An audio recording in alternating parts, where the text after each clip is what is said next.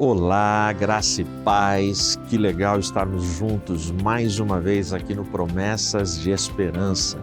Seja muito bem-vindo a essa família da fé, essa família que não para de crescer. Deus te guarde, Deus te abençoe desde já. E eu te peço, se você ainda não segue, se você ainda não é inscrito no canal da TV Viva a Promessa, faça isso agora. Você clica para se inscrever, clica depois no sininho, que você ativa o sininho e recebe todas as notificações a cada nova transmissão que a TV Viva a Promessa faz. Legal? Deixa também o seu like, o seu comentário, isso é muito importante, ajuda demais a gente aqui. E não esquece, compartilha esse link agora. Você compartilhando ele agora nas suas listas de WhatsApp, grupo da família, grupo do trabalho, grupo da escola, você chama mais pessoas agora para virem assistir, participar e celebrar com a gente. Legal? Nosso tema de hoje é E Vimos Sua Glória. Fica aí com a nossa vinheta, eu volto na sequência para a Palavra de Deus.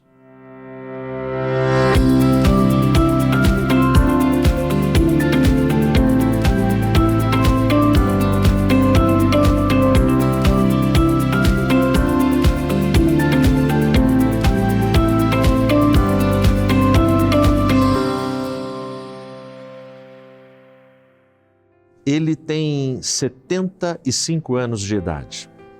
Ele já escreveu mais de 25 livros, mais de 600 artigos. Os seus livros já venderam mais de 15 milhões até agora. Alguns anos atrás, ele lançou um de seus livros aqui no Brasil e foi feito ali no Conjunto Nacional, na Avenida Paulista. E eu, juntamente com a Rei e os meus filhos, nós fomos nesse lançamento, porque é um autor que eu gosto demais de ler os textos dele. Se eu não tenho os 25 livros, eu tenho quase. E já li quase todos os livros e textos dele. Teólogo, jornalista, e é um texto muito envolvente, muito profundo e que nos acrescenta muito na nossa jornada e na nossa caminhada. Eu estou falando de Philip Yancey. E no lançamento nós fomos lá, ele deu uma palestra e depois da palestra lança o livro e aí você compra o livro, entra numa fila, autógrafo, foto dele com a esposa dele, eu e a Rê. E nesse momento que a gente está ali, nós vimos a glória do Philip Yancey. Você certamente conhece ela, você certamente já a viu de camiseta e calça jeans e tênis. Você já a viu com roupas informais, esportivas, sem maquiagem, o cabelo ao natural. Você já viu.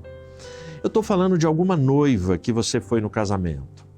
Você recebeu o convite, você agendou, comprou o presente e você foi para a cerimônia de casamento. E você conhece a noiva, você já tinha visto ela em diversas situações. Mas no casamento, a expectativa é olhar para a porta de entrada. A expectativa de todos os convidados, do noivo, do pastor, dos padrinhos, é ver a entrada da noiva. Quando a porta abre e a noiva entra, ela está desfilando o seu vestido. E todo mundo quer saber como é que é o vestido da noiva. E nesse momento, nós vimos a glória da noiva. Porque a glória da noiva é o vestido, a glória do escritor é o seu livro. Mas estas são glórias passageiras. Estas são glórias limitadas e meramente humanas. Elas passam como um vento.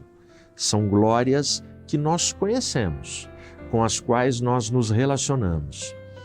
Mas aqui eu tenho um texto que fala de uma glória superior, perfeita e eterna. Está no Evangelho de João 1,14, que eu vou ler para você agora. Abre aí a sua Bíblia, eu vou ler aqui para a gente em nome de Jesus. Diz assim o texto bíblico: E a palavra se fez carne e habitou entre nós, e vimos a sua glória, como a glória do unigênito do Pai, cheio de graça e de verdade. Amém? Fecha os olhos. Senhor, muito obrigado, Pai, por esse texto, por essa leitura e pelo Evangelho. Em nome de Jesus, fala conosco, nos inspira, nos ajuda, nos ilumina, nos orienta. Em Teu nome, para a Tua glória, nós oramos. Amém. Legal? Olha só, nós tínhamos muitas informações a respeito de Cristo.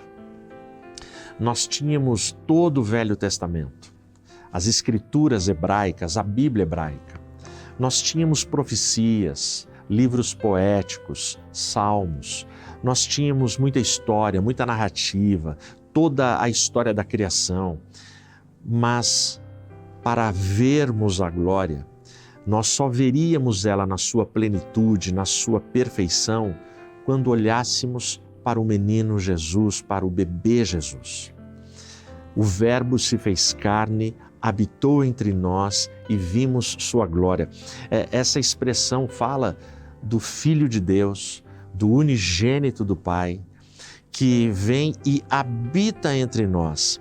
A habitação, neste caso, quando ele habita entre nós, habita com os homens, interage com os homens. Para nós, a nossa habitação é Cristo. É a partir de habitarmos nele, com ele, para ele, que nós contemplamos a sua glória. E como é essa glória no contexto do que foi visto? Como é que o evangelista explica essa glória ou nos dá, pelo menos, uma perspectiva, um ponto de vista desta glória? O texto fala de duas coisas. Fala que este que manifesta essa glória, ele é cheio de graça e de verdade. Portanto, eu tenho dois ângulos aqui para olhar.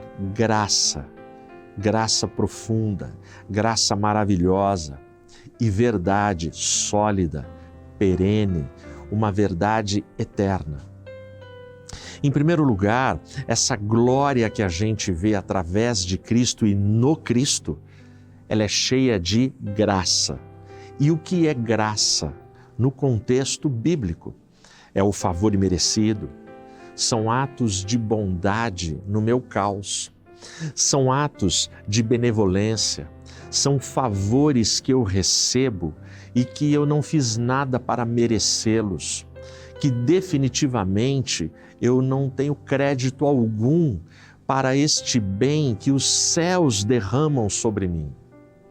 Este bem, esta coisa boa, este favor, este milagre, essa intervenção divina para que a minha história possa continuar e acontecer. Então a graça, ela me abraça, ela me carrega no colo, ela me atinge nos meus momentos mais críticos, nos meus momentos de caos, nos seus momentos de luta, de dor, naqueles momentos improváveis que você acha assim, será? Será que vai dar? Será que eu tenho como continuar? Será que a minha história vai continuar ou é fim de linha? Ou eu cheguei no meu limite? Ou as coisas para mim cessaram, acabaram? Eu não vou ter mais o favor de Deus? Não. O Verbo se fez carne e habita entre nós. E quando Ele habita entre nós, nós vemos a sua glória. Gálatas é que vai dizer que, vindo a plenitude dos tempos, Deus enviou o seu Filho, nascido de mulher. Plenitude dos tempos, medida perfeita, medida exata. Mas quando você vai na história e olha para aquele tempo que Jesus nasce, era um tempo caótico, era um tempo improvável, era um tempo de muita corrupção, muita opressão, muita violência, muito pecado. O mundo estava saturado de pecado, o mundo estava no seu limite, transbordando, provocando a ira de Deus. E qual a resposta dos céus? Vindo a plenitude dos tempos, o Verbo se faz carne, Deus envia o seu Filho e no meio da noite escura do planeta, da história do planeta, nós vimos a sua glória.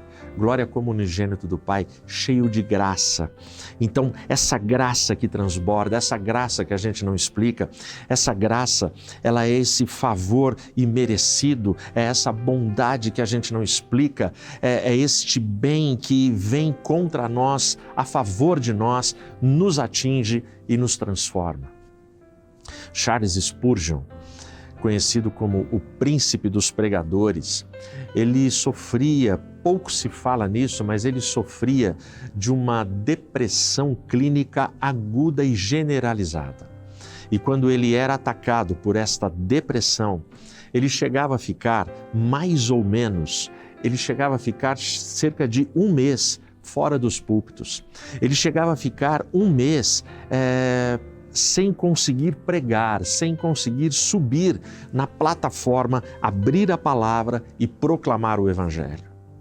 Mas é muito interessante que Charles Swindoll, nos seus textos, ele diz que mesmo nesses períodos de depressão aguda e profunda, mesmo neste momento, mesmo nestes ciclos de dor e sofrimento, ele conseguia perceber, sentir e expressar a graça que vinha do trono, que vinha do Cordeiro para ele.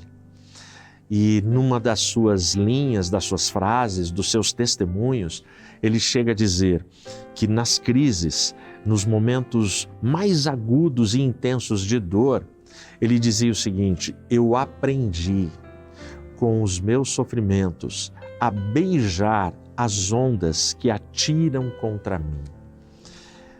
É muito interessante, muito profundo e muito espetacular uma frase e uma declaração como essa.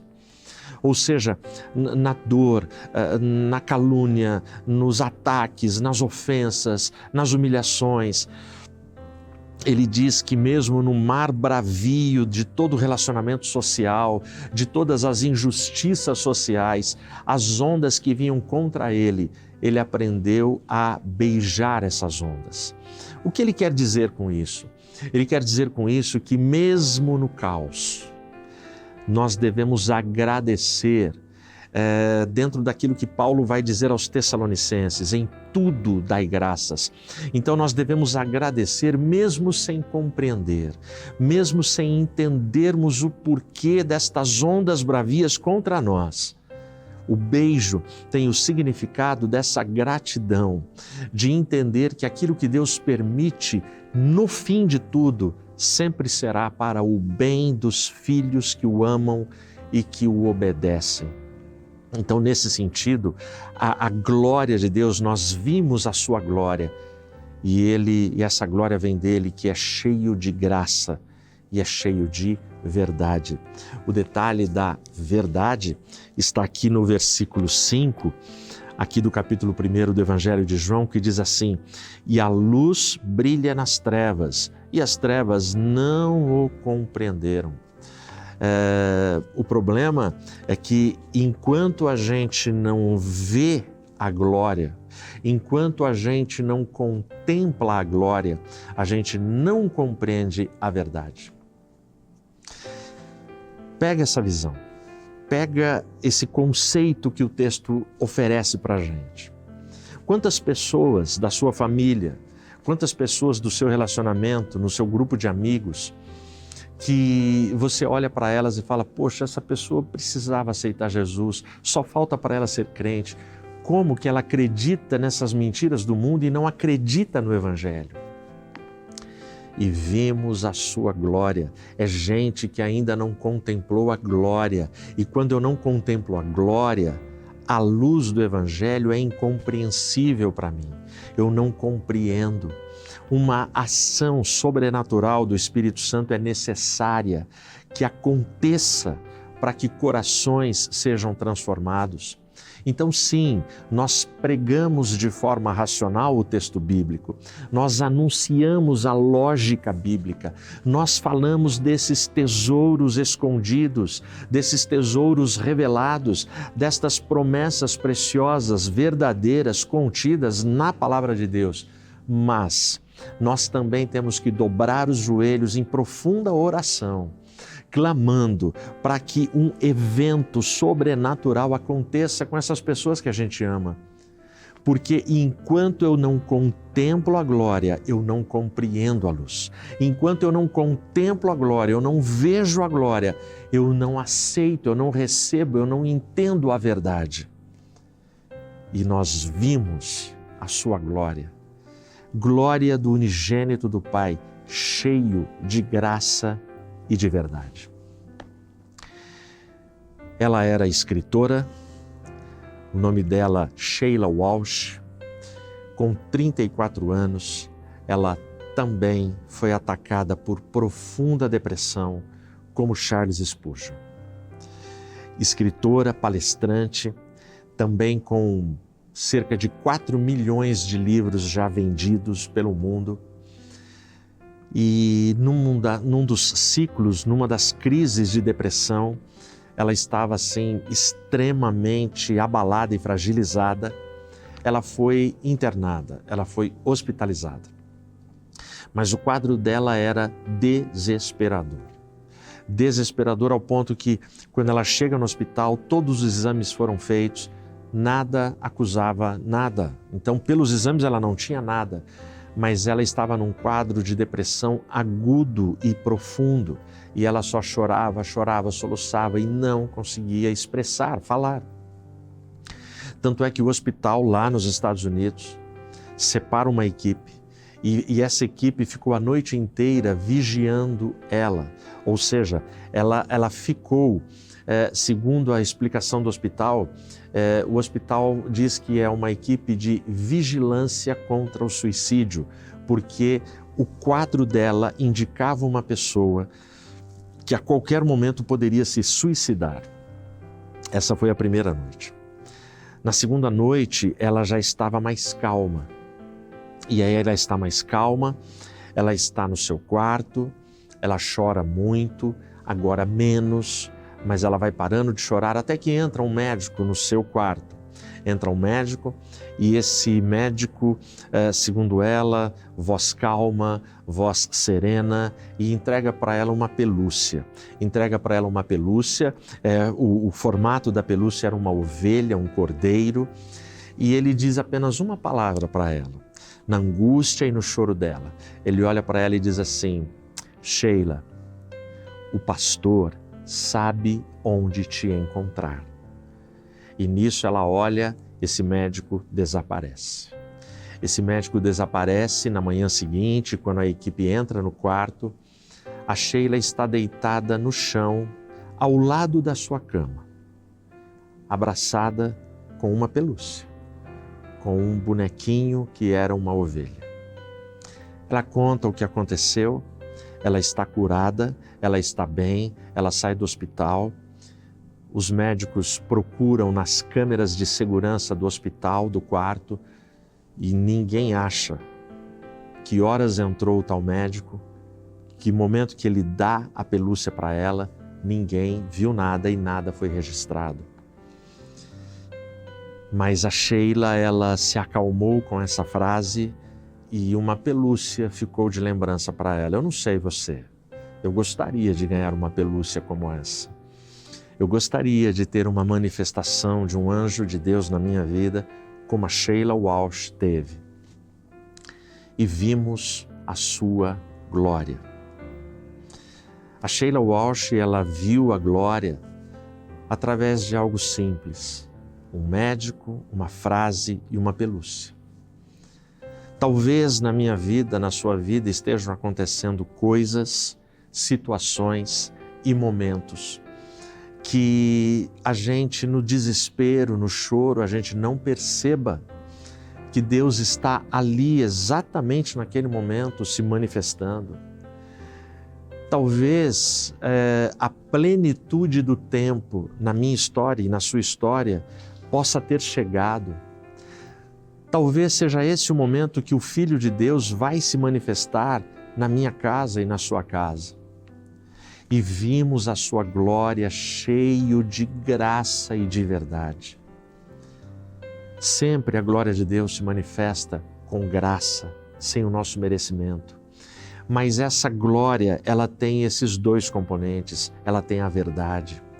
a verdade que desmascara, desnuda e confronta o pecado, confronta o erro, confronta todas as coisas que atendem pelo nome de heresia, de profanação, de afastamento do Evangelho. A verdade, ela busca nos seus filhos a santificação. E sem santificação ninguém verá o Senhor. Portanto, o Evangelho de João 1,14 fala comigo e com você. Apesar de todo o caos do mundo, quando o Verbo se materializa, quando o Verbo se faz carne, nós vimos a sua glória. Jesus já entrou na sua casa. Jesus, ele já salvou a sua casa. Se ele ainda não salvou, ele pode salvar agora, ele pode salvar hoje, se você aí se render a ele em contrição e oração. É assim que a gente contempla a glória do Senhor. Que não falte esse momento aí, na sua família e na sua casa. Que Deus abençoe poderosamente a cada um de vocês. Amém.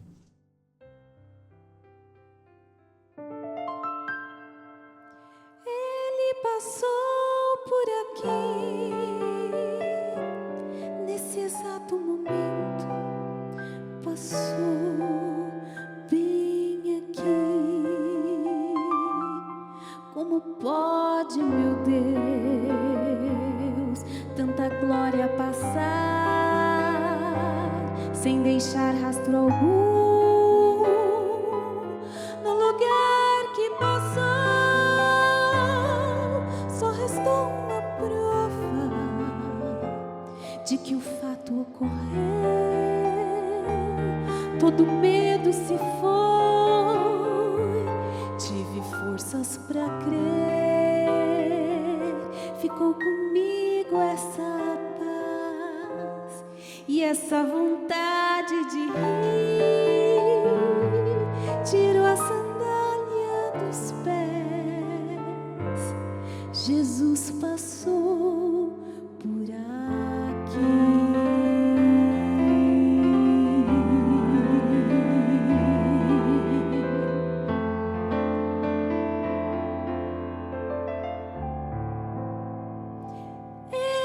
Passou por aqui, nesse exato momento, passou bem aqui. Como pode, meu Deus, tanta glória passar sem deixar rastro algum no lugar que passou?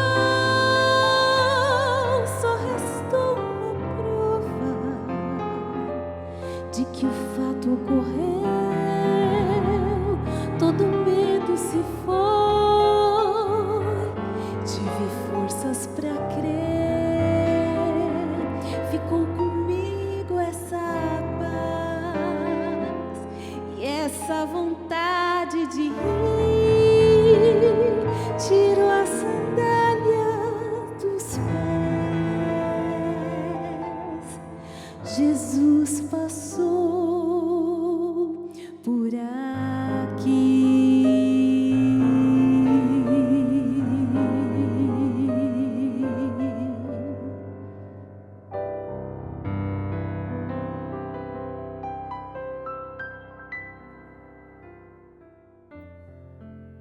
Glória a Deus, que bom estarmos juntos, que bom podermos cultuar, falar da palavra de Deus, ouvir esses louvores e juntos nos rendermos àquele que derrama da glória dele sobre cada um de nós. Que nunca falte a presença soberana e poderosa dele no lar e na família de vocês. Ora comigo. Senhor, em nome de Jesus, muito obrigado, Pai, porque o Senhor habita conosco e nos permite contemplarmos, apesar da nossa limitação, a Tua glória perfeita, excelsa e transformadora e curadora. Abençoa Teu povo, abençoa os Teus filhos, abençoa a Tua igreja. Guarde as famílias, Pai, e que as nossas famílias possam contemplar a cada dia a Tua excelsa glória, usufruir da Tua maravilhosa graça e viver plenamente na Tua verdade. Continua conosco, em nome de Jesus eu oro. Amém. Até semana que vem.